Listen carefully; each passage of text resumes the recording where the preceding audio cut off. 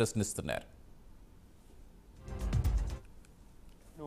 రేవంత్ రెడ్డి గారిని అడుగుతా ఉన్నా, కూల్చాల్సి వస్తే, and I'm saying this as a minister who worked in municipal department for 8 years.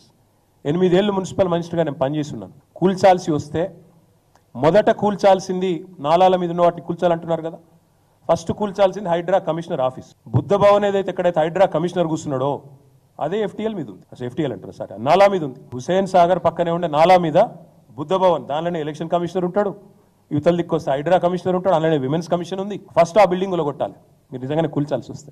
రెండోది ఏం కొట్టాలి తెలుసా మీరు? ఏ GHMC అయితే పర్మిషన్లు ఇస్తుందో ఆ GHMC బిల్డింగ్ రెండోది కొట్టాలి. ఎందుకంటే GHMC బిల్డింగ్ కూడా నాలా మీదే ఉంది. మరి నువ్వు ఇతరులకు శుద్ధులు చెప్పే ముందు నీ కాడికెళ్ళి మొదలు పెట్టాలి కదా. చారిటీ బిగిన్స్ ఎట్ హోమ్ కదా, అది చేయరట.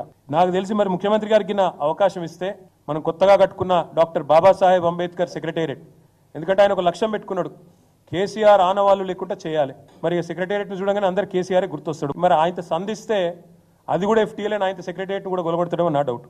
వాయనాడ్ లాగా పడ్డటువంటి వర్షంలు ఇవాళ హైదరాబాద్ లో పడితే మూసీ నది నిండి జలప్రాయం, హైదరాబాద్ మొత్తం కూడా జలప్రాయం అయిపోతే ఎంత ప్రాణ నష్టం జరుగుద్దో ఒక్కసారి మీరు ఆలోచించుకోవాలి. ఇదే కేసీఆర్ కదా 2016లో మూసీ నది మొత్తం ప్రక్షాళన చేస్తా, ఎవడొడ్డొచ్చినా నా యజ్ఞం ఆగదు అని చెప్పినటువంటి మహానుభావుడు కేసీఆరే కదా. అంతెందుకు మొన్న ఎలక్షన్ లో బీజేపీ పార్టీ, BRS పార్టీ మాతో పాటు మూసీ ప్రక్షాళన ఉంటుందని మేనిఫెస్టోలో పెట్టినారా లేదా? అసలు నది ప్రవాహానికి అడ్డుగా నిలిచినటువంటి కట్టడాలను తొలగిస్తే తప్ప హైదరాబాదు సురక్షితంగా ఉండేటువంటి అవకాశం లేదు.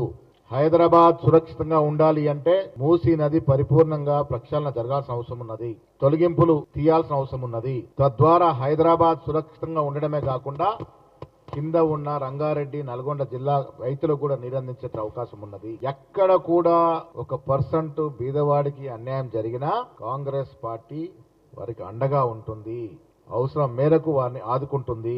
మూసీ నదిని ప్రక్షాళన చేసుకున్న తర్వాత వివిధ గోబర్ ప్రచారం చేస్తా ఉన్నారు, పెట్టుబడులు రావని. మేమనుకున్నాం హైడ్రా ఒక మంచి ఆలోచన ఉంది కదా, అరే మంచి ప్లాన్ తో ప్రభుత్వం ఉన్నట్టున్నది, ఏం చెడు ఆలోచన ఏం లేనట్టుంది మేము అనుకున్నాం. కానీ ఇంత పేదోళ్ళు ఉసురు పోసుకుంటారు, పేదోళ్ళు పుట్టగొడతారు, పేదలకు నిల్వ నీడ లేకుండా చేస్తారని చెప్పి మేము ఎప్పుడు ఆలోచించాం. వాళ్ళంతా ఢిల్లీ నుంచి డైరెక్షన్, ఇలా రేపు మా పని చేస్తారు. BRS పార్టీ అయ్యప్ప సొసైటీ పేరుతో కొన్ని రోజులు కూర్చుని తర్వాత పైసలు తప్పి ఇలా హైడ్రా పేరుతో చేస్తారు. ఇలా మెల్లగా తిరిగి క్లోజ్ చేస్తారు. ఇక క్లోజ్ చేయాల్సిందే, మరి వట్టే క్లోజ్ చేయరు. పెద్ద పెద్ద వ్యక్తులతో కలిసి మళ్ళీ కలెక్షన్ చేస్తారు. కలెక్షన్ చేసి మళ్ళా ఢిల్లీ పైసలు పంపాలి.